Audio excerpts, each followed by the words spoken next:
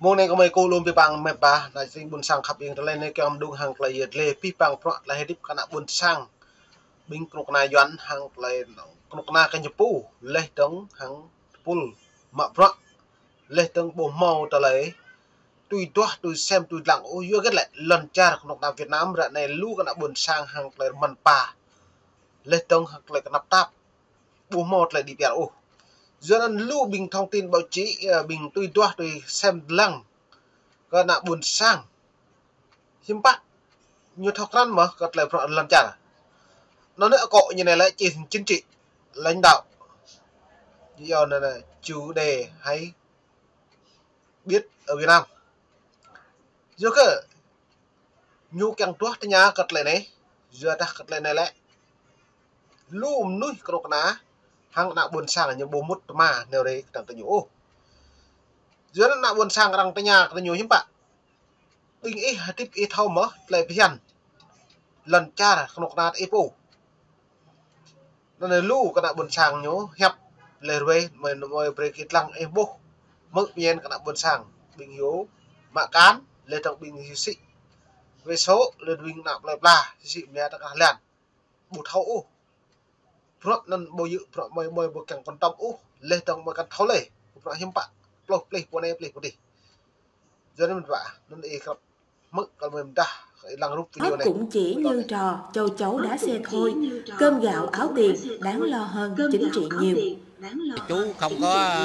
quan tâm cái vụ đó, tại vì đầu óc lo chỉ là đi kiếm đồng tiền để sống qua ngày thôi, chứ mình đâu có nghĩ gì chuyện đó. Pháp luật này kia rồi chú không có câu cái đó đâu. Tại vì chú cái đại khái thì chú lo làm kiếm tiền thôi. Tại vì chú dốt á, chú đâu có biết chữ đâu, chữ nghĩa như người ta. Còn người ta biết chữ nghĩa, người ta quan sát này kia. Nói vậy thôi, chứ ngay cả người hay đọc tin tức nhiều. Cái bồi á, pi bằng mệt vả, đi mua đời buồn sang. Vừa nạp lại nhập bộ thun tha lấy tầng hàng play tùy toa, tùy xem cái lần cha bộ mộ.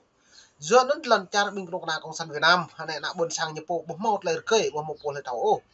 Giờ cất lại, cục na nhô bộ rem lấy can pre thảo lấy cất lại rẽ, lấy tầng hàng play tiếp gặp tịt mông. Giờ càng đi pia cái nạp buồn sang phép là, nó nạp buồn sang như là dù cán bờ đại sĩ với số bữa đã lưu hoặc là phi bằng cần cái nhầm của mọi loại rồi bố mình gặp loại hiếm bạn con ná lấy phụ này hạ bữa đạp lấy phụ đi nhiều bố dần vẻ bố quan tâm ối chỉnh giờ cất mạng mong lấy rin mần bà kèng trời nhằm qua làm đôi giờ nên rồi cất lên này hiếm bạn lời này lại phi bằng loại tôi hàng thập bút phụ khả con ná nhú bố bre cả buồn sang thâu con ná như này lại Cộng sản Việt Nam căn bre nạ buồn sang thâu căn lấy gặp loại cái nhiều mạng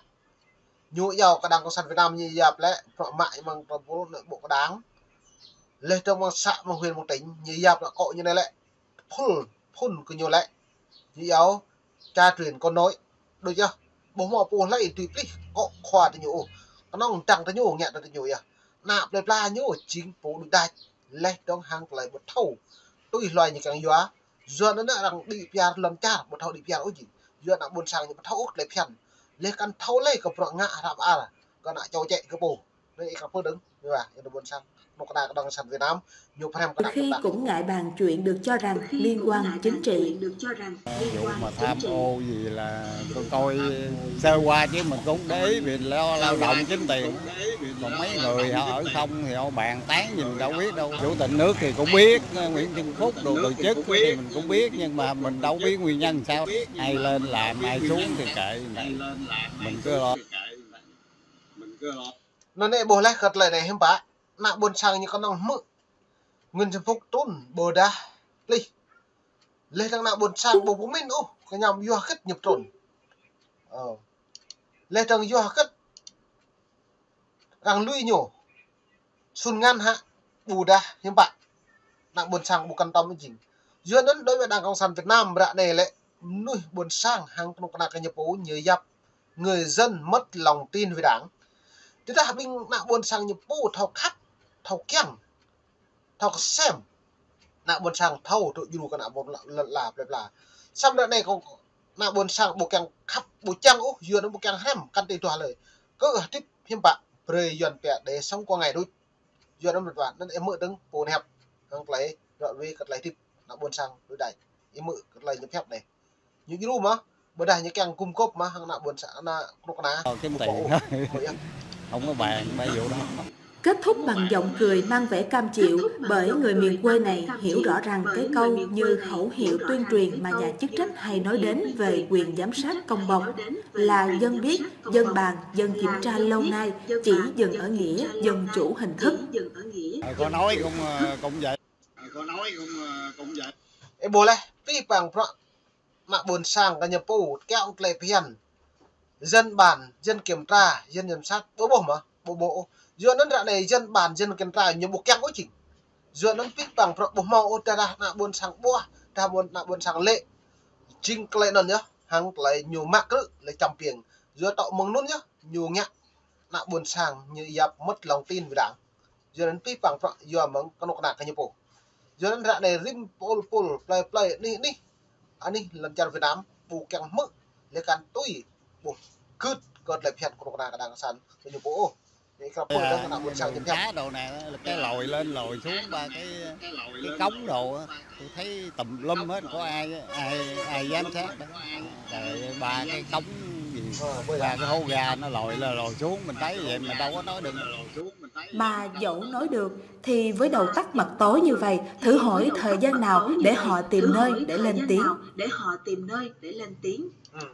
Ấy bồi á nạ buồn sang nhiều lẽ pi bằng họ vô cất mời một càng căn tâm ô bờ đà lần chỉ lên ram bờ đà chỉ lên lúc này đi bác mời càng tôi thì nhà mời tới nhà bộ màu bồ lấy mực mời tua màu bồ lấy lại giữa nó mời tiếp ra này lại rồi mà tiếp thêm bạn lấy cái nào tiếp dập nịt mông rồi bằng hoặc làm đôi lấy càng đi pia là cái nạ buồn sang lại đi pia là hơn cái nào mời một càng ô vậy mức lại hẹp như coi thời sự đồ này nọ chứ đâu có coi được đâu tại vì bán tới tối 7-8 giờ mới về không lo cuộc sống ngày hoài mưu sinh thôi chứ chuyện đó thì ít có quan tâm tới lắm. Theo dòng chảy mưu sinh, riết rồi nhiều người dân miền quê chỉ biết vui thú nông nhàn mà không còn bận tâm gì đến chuyện chính trị của đất nước mình như dân nơi phố thị. Em ơi á, rạ này là buồn sang hạ này bộ quan tâm úc có lấy chính trị bờ đạt đất nước hàng lần là lên trong hàng lấy lần trả cái nhập bộ rạ này vừa đa pi bằng bộ màu tụ vua hàng cả nạ buồn sang một lấy tiếp cửa bộ mạng một lên lần nhá ta bố rạ này cả nạ buồn sang bự lệ nào hàng lấy so bự hàng lấy sĩ lần là bự hàng phố sĩ nắm nữa lần trả tiếp bờ đạt này biết mong cái nọc na cái nhập phố hàng bộ thảo phèm nấn tờ lệ nạ răm nạ lệ nạ đọc vô bạn thực hiện mị mài nhu đối với đảng cộng sản Việt Nam bộ một hà đéo răm lệ đọc sĩ ma túy bờ đạt trung cấp sun ngăn này đi vừa một cớ cái nọc na nhập phố đuổi bộ mò vừa bộ lệ giữa ta pi băng cái lại này những bộ càng pre nạ bla thấu nhu phèm nạ bla nạ lại ngu dốt lệ đông phèm nạ buồn sang lấy cái nào mất lấy tập lấy trăm tiếng lấy bút nghe nhập tập là buồn sang cái bổ lấy đâu lấy được cười lấy mẹ móc bờ ra lấy càng cung cấp lấy hệ thảm a mang cọ lỗ đây là đảng cộng sản Việt Nam làm từ Hồ Chí Minh bùa màu thấu giờ nó ra này bố mà thấy lúc nhựa giờ đây đảng cộng sản Việt Nam lúc đang lui lên bức tường như giờ Mác Lênin đang cầm trong nhà này xăm hiểm bại nhu từ giờ nào mà lúc nhờ Hồ Chí Minh như này lại thầy Mác Lênin này như từ giờ đồ trùm đồ có bộ mày với cha đang đây là đảng cộng sản Việt Nam một thâu đi piano cái đảng cái nhím nuôi cái đảng lệ tập cái đảng sâu sát đôi cái bây giờ sầm đôi với nhau hàng đồ giờ mạng một lần này một thâu đi cũng giả bố thâu cùng cốp bố một lấy hẻm cần một lệch lạ lời dưới gặp một cái đảng buồn sang như lê hàng lấy bố thâu lũ của bọn lần trả căn thâu keng lê của bọn cùng cốp đi ra cái đảng buồn sang là để khám mơ được. Họ cũng không bận tâm luôn về các quyền dân sự khác trong đời sống chính trị nước nhà. Bây giờ mỗi ngày một khó khăn. Đó. Năm nay là khó khăn hơn năm trước. Bây giờ em mơ nạ buồn sang nhiệt lên mệt vả. tôi như lời hiếm bạ dân giàu nước mạnh tôi nhờ hợp đá và đá nhiều bộ hấp là vì các bạn buồn sàng càng ngày càng phát triển, càng ngày càng kinh tế cao hơn như lệ cái bộ dân giàu nước mạnh lên đường xóa đói giảm nghèo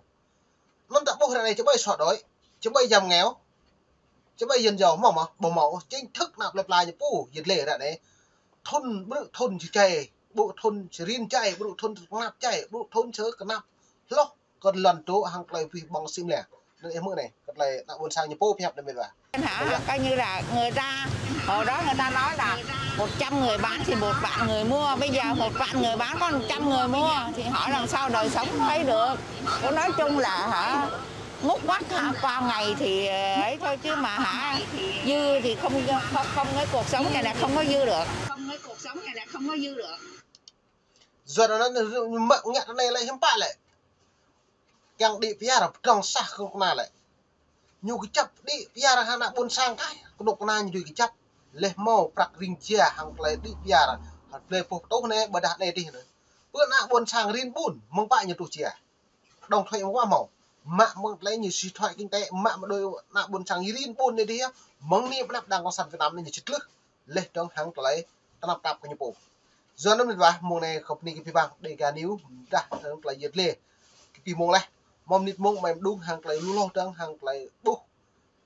sam tui hàng lại một tài dọn này nhật lực do cái là cái nhớ đi pia ra bột hậu đi pia ra để riêng bún mạ một lại nhật nắp tạp mạ một nhật lực à đơm đã là lau đi như vậy như lệ mỹ xâm lược prang xâm lược xâm lắng